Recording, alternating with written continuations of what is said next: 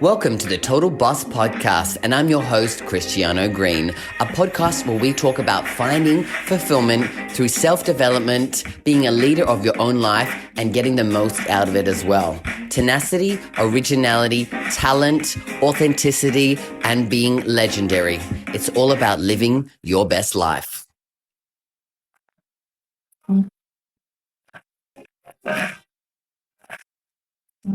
Hello, all you total bosses out there, and welcome to another episode of the Total Boss Podcast. I am your host, Christiano Green, and I am a gay men's relationship coach, helping gay men find long-lasting, happy, and healthy love into their lives. So this week on the podcast, I really wanted to jump in and talk about some of the main reasons why gay dating can be really hard. Dating is difficult in general, especially in this, 21st century. But gay dating is what I would assume, what I've understood is even harder. Being gay adds another level of complexity to the dating process. And because we're all men, we make this process of looking for a mate all the more difficult. As gay men, our walls can be very high, our hearts can be very guarded, and we're all still figuring out exactly what we're looking for because, for many of us, we didn't really see what we're trying to create growing up. As someone, who's longed for love most of their life, and, who dedicates his time to helping other gay men find love, I've really tried to analyze what it is that makes dating as gay men more complex. And this is some of the things that I've come up that really make gay dating a little bit harder in general. So let's start with number one.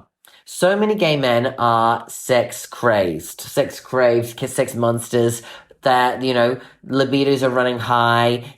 For men in general, we have higher libidos as well. But then when you add on to the fact that you're also dating other men, bam, it doesn't matter who you are, how you identify, in the gay world, a lot of men are constantly horny. It is quite scientifically driven due to the fact that we have testosterone pumping through our bodies. And when you add to the fact that, this culture that we're in now with social media and so much accessibility to online dating apps or porn or whatever, that we're obsessed with imagery and sex, and it becomes almost impossible to really escape the thoughts of sex. So even if you're able to, find yourself, not so wound up, there's a good chance if you go to the gym, you go to your job, your night out, or whatever is going to make you want to do what men are programmed to do, spill your seed, you'll realize that obviously due to, testosterone levels being doubled in this dating world, we are constantly playing with fire as we try to think with our brains and not our dicks, right? So that's number one, being sex craved. It's quite a common thing for men in general. Number two, for gay men, sex is easy, right? Well, it can really be for a lot of us, right? Going, deeper into the conversation about gay men and sex, you have to acknowledge how easy it is to find sex. Excuse me. With dating app culture running amok, gay men by far have real easy outlets to look for sex. Add to the fact that you've got gay bars, you've got saunas, you've got, open relationships, you've got cruise spots, right? This isn't really the case for straight counterparts, right? There is not really, bathhouses arranged for straight couples, right? There isn't cruising spots arranged for straight couples really at all, right? So it's about really understanding that many of us grew up insecure and full of shame. So part of coming out is feeling sexually liberated. However, we often mistake the ease and casualness of the sex that we, can and do have as something other than what it really is. And so we're looking to fulfill a void within ourselves with the physical pleasure that does in fact feel good, but often doesn't lead to substance we crave in any, juxtapositional way, right?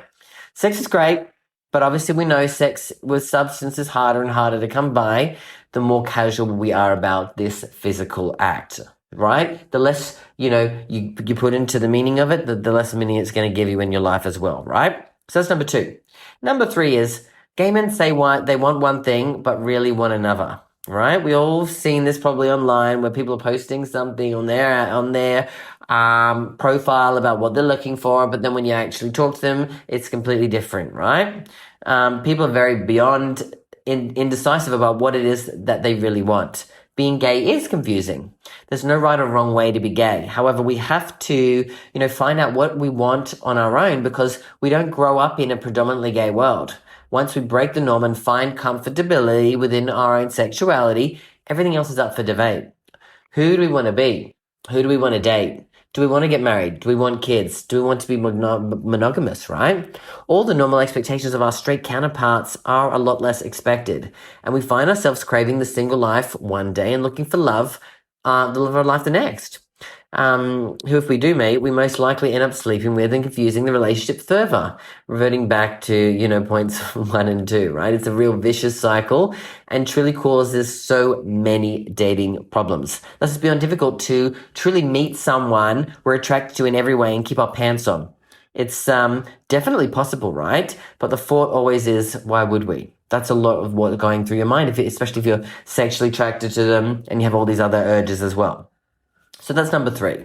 Number 4 is, as gay men, we have some very deep scars. As gay men, we grew up hiding parts of ourselves because gay still is considered different. And in a lot of places, it's considered bad or evil. We feel like we have to hide a part of ourselves every day for many formative years, which means we are neglecting other parts of ourselves that should be receiving precious energy. So when we finally do come out, we often confuse this as dealing with our issues, when in fact, this is just the beginning to dealing with what our issues really are. It's beyond hard to, be vulnerable with someone else, especially when so many of us are uncomfortable with being vulnerable with ourselves. So admitting that life isn't all, peaches and rainbows or whatever you want to call it, it's, the less honest we are with ourselves, the more guided we're going to be becoming and the more we keep our walls up. So our insecurity is really beyond high from all the shame we felt growing up. And even after we've dealt with it, it feels all too real when we are hurt again in that dating process as well. So that's number 4. Number 5 is, as gay men, we go through what we call a second adolescence, right? Because we, held back from being authentically ourselves for most of our adolescence and the beginning of our adult lives, and really depending on, the level of age that you came out at, this is really different as well. We get a chance to do it all over when we come out. We get to test new waters, try new things, and explore a whole new world full of men, sex, drugs, alcohol, and it can be really dangerous. When we partake in all of these new things, we're at an age when we have disposable incomes most likely, we aren't being monitored by our parents, and we have the world at our fingertips. The cherry on top of all this is that usually happens in a big city. Or at least some places bigger than that hometown we grew up in where excess is welcomed. Excuse me. Yeah, for me, I moved away from a smaller regional town called Central Coast and went to Sydney. When I came out, right? I moved away from that small town mindset to a big city mindset where it was full of everything. And I got caught up in all of that stuff. And God, it was a lot of fun for so many years. But it kind of turns into this Peter Pan syndrome unofficially, right? Where, they get sucked into the world and never come out. And, you can have, 40, 50-year-old men who are starting their adolescence again and really getting caught up into a whole brand new world, right? So it's difficult. It really is something that we go through. So this makes it difficult and harder because, again, as you're going through the process of finding yourself, figuring out what you want, you're going through adolescence as well. And so maybe you're not as open and ready for it. And then when you do, you may have missed the mark of what it is that you're really looking for. It can be true. So that's number 5. Number 6 is we have unrealistic expectations. Gay men are beyond picky, and we feel like we can be because with social media, the pool of possibilities feels endless. We think that if one guy doesn't work out, then we can just kick them to the curb and find someone else, right? Men, we have egos, and we strive to be the best at everything we do because it was something we learned as closeted children, right? If we could be amazing at everything we did, we thought that maybe you wouldn't be able to tell what was different about us. However, this tends to lead us to having crazy expectations for ourselves and therefore our mates as well. So everyone is supposed to look like a model, have an Adonis body, be super successful, like everything we like and fit the molds we've created that no one can ever actually live up to. We all expect to have perfect 10s for partners, even if we aren't a 10, which, as we know, no one is, because no one really can be perfect. So that striving for perfection and leads to unrealistic expectations, which is another big problem in the dating world as well. Next one, 7, timing is everything. If we're lucky enough to find the mythical 10 that we talk about, then it's usually because he was just recently set free from his last relationship. Men like this aren't single for long. While this sounds great, it usually means that he's going to be feeling insecure and needing to go for his own version of realizing how hard dating is again. Even if we're ready to date and we found ourselves maturing past a lot of these points, that doesn't mean that Mr. Dreamboat is ready. His ego is hurt. He needs to, rediscover himself and prove that he's desirable to not only you, but many men. Unless you're willing to wait or, feel hurt, Mr. Dreamboat really isn't that 10 that you thought he was. So add to the fact that gays often date with the seasons, and half the year is either thought of as warm, single, and often slutty season, or as a cold, cuddling, more relationship-based time of the year. We forget that we are still animals, and like our furry friends, our bodies change with the tides and seasons in a very natural way. So however, gay men are quick to use these seasons as an excuse to why we are allowed to behave in certain ways. So that's number 7. Number 8 is there isn't really pressure for gay men to be coupled up in the same way that straight couples are, right? Straight people have biological clocks when it comes down to, marriage and kids, etc. So for gay men, there isn't those things there. So being single isn't as frowned upon as in the straight world. And the pressure to partner up isn't as paramount. And we're okay being a certain age and single. We are definitely going to have kids. And even today, straight couples are waiting longer and longer to have children, right? But however, even when we do couple up, the way in which we operate as couples is quite different than straight couples. And that's the concept of monogamy isn't a given. And just because you want to be in a relationship in a certain way doesn't mean your partner is going to want the same thing long term. Add to the fact that a lot of our friends are single, and it becomes almost more natural to be single in the gay world than in a healthy relationship. We even joke that gay years are like dog years for relationships as well, right? We all hear about that. If someone's dating someone for a year, oh wow, this is a long-term relationship, right? You've probably had that as well, right? So, you might realize as well that your circles are full of perpetual bachelors who appear to enjoy their singledom and constantly question why we are looking to settle down. We all have a friend or two who claims to love being single, but through candid conversations, it becomes apparent he isn't addressing his deeper wounds from past loves and life. And these single gay friends come with their own baggage and will often project that we too need to sow our wild oats. So that's also another thing as well. Next one is that a lot of gay men are afraid of commitment. Getting married wasn't an option for our community until very recently. So commitment from a legal standpoint was actually probably quite far from most people's minds.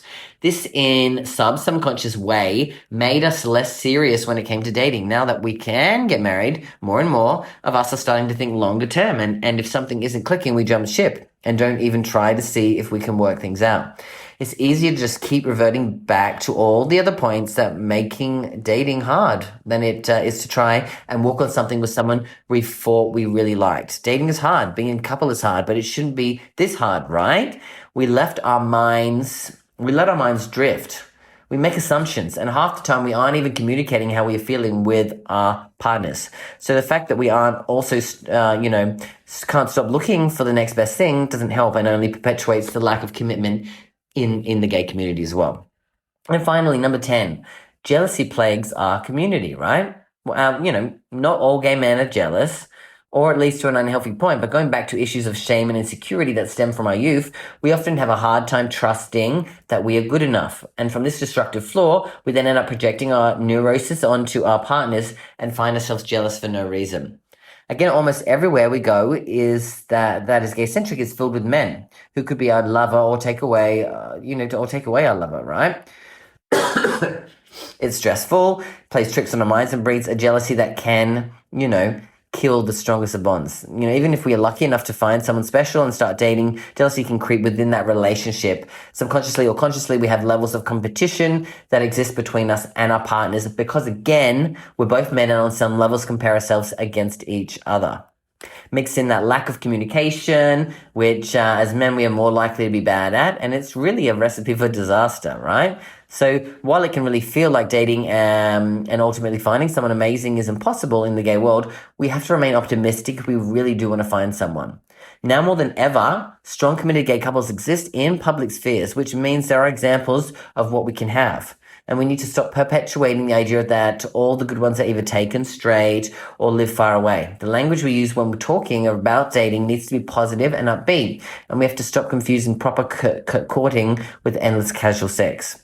We need to stop using every excuse in the book and start working on ourselves because we aren't perfect either. So this is just really some key things that we want to look at and address at if you're someone who's going into the dating world and struggling to date because, like I said, there's a lot of things that make dating hard and there's a lot of these things that we've mentioned that makes dating as a gay man harder as well. So maybe some of these things that you relate to, maybe some of these things that you've, maybe just heard of for the first time and maybe, you're starting to take that in. But if you've got any questions or shares about this, you know that you can reach out to me on social media. I love hearing from you guys about what I share. So feel free to share that with me, send it in to me, and happy to, answer anything else there. And if I've missed something, feel free to add that on top because I really just jumped in and looked at some of the key things that was really holding gay men back from finding long-lasting love. Trust has been a great episode. I'm going to be back next week with a brand new episode. So like I said, like and share, and always remember you've got this and I've got you. Bye for now.